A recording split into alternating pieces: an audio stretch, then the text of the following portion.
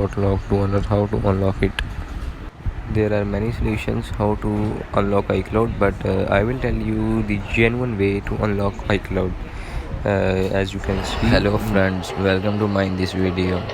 I know that this video comes after a long time. I am busy in my some works, so there is the video of unlocking iPhone lock to owner. This video helps you to unlock your iPhone lock to owner activation lock. So this is the video. In my last video I will tell you how to unlock. So there is the proof of unlocking. You can see this. I can unlock my phone. You can put your password and open it. As you can see, it's properly working.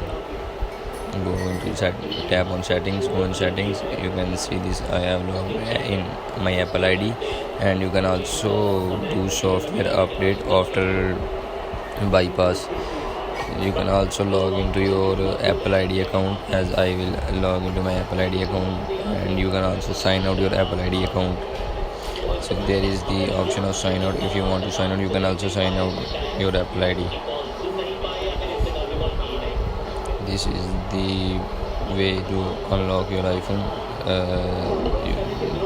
After bypass your phone, your mobile SIM is cannot work, because after bypassing your SIM doesn't work.